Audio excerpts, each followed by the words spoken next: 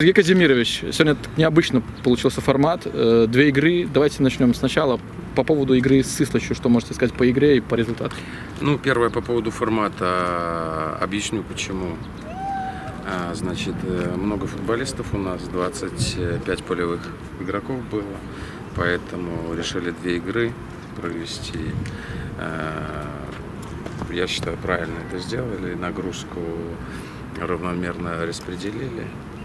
То есть то, что хотели мы увидеть в этих обеих играх с Ислачью и с ФК Смоленск, мы это увидели. Выводы, конечно, мы сделаем чуть позже, когда проанализируем эти 2 игры. По игре с Ислачью конкретно было заметно, что очень высокие скорости и с нашей стороны, и со стороны соперника, особенно даже в первом тайме, когда они играли не самым оптимальным, но тем не менее основным составом. Что вы можете сказать по Ислачью? Ну, по Ислачью что я могу сказать? Команда высшей лиги идет в лидерах, поэтому я скажу про нашу свою команду. Установка была на первый тайм разбить игру на отрезки первых 10-15 минут. Поднять интенсивность, прессинговать на чужой половине поля соперника, так называемый высокий прессинг. Да, где-то Ислач, мастера этой команды, разбивала его, где-то те же, в первую очередь, наши нападающие Саша Ицкевич, Рудинок и Костя Казаков получали, наверное, нагрузку, которая, не то, что много лишней работы, скажем так, делали. Это из-за того, что это мы спонтанно. То есть как такового на тренировке прессинга мы не отрабатывали. Просто хотелось поднять, повторюсь, интенсивность игры и понимание самих футболистов, как действовать в той или иной ситуации. Знали, что Ислач заявил Александра Глеба. Не было как-то персонально по нему комментариев, и каких дополнительных?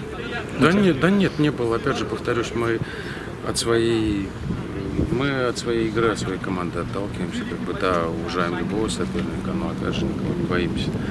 Глеб, да, фигура знаковая для белорусского футбола, поэтому мне кажется, любому футболисту в кайф сыграть против Глеба. По второй игре поменялся состав, и уже, наверное, где-то мы первым номером больше играли. Как вы оцените игру против футбольного клуба Смоленск? Ислач, скажем так, мастеровитее команда, поэтому и состав мы такой выбрали. Где-то этот состав, процентов на 85, наверное. Есть вопросы, условно говоря, по 2-3 позициям, которые будут у нас с Орши. Поэтому, исходя из этого, только выбрали такой состав. Опять же, видите сами, шанс мы даем всем. То есть спортивный принцип никто не отменял. Все зависит, опять же, от самих ребят.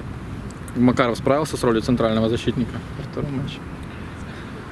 Макаров, опять же, надо проанализировать ситуацию. Понятно, 2 мяча забили. Наверное, нет, но опять же, футбол — это командная игра. Даже если бы мы 2 и не пропустили, сыграли на 0, все равно любому футболисту всегда есть какие-то вопросы. Теперь выходной, начинаем готовиться к Орше. Да, готовимся к Орше мы, и в субботу мы играем с Оршей, готовимся, наверное, свою игру разберем, кубковую, со Славией, тоже она очень информативна. Надеюсь, 1-2 футболистов мы еще успеем дозаявить, которые нам помогут, я в этом даже не сомневаюсь, на второй круг. И опять же, я ребятам сказал, что ничего невозможного нет. Да, надо выиграть. Почему не выиграть 14 игр? Я не вижу никаких проблем. И есть примеры. Я им пример этот привел только что в команде. То есть все опять же от нас зависит. В любом случае, куда бы мы ни ехали, в Оршу, в Новополоцк, в Брест, мы будем ехать с одной целью — победить. Спасибо большое, удачи. Спасибо. Граєм моцно, гуляєм щиро, хлопці з тутейших містин. Я разом з вами, я розумію, що я такий не один.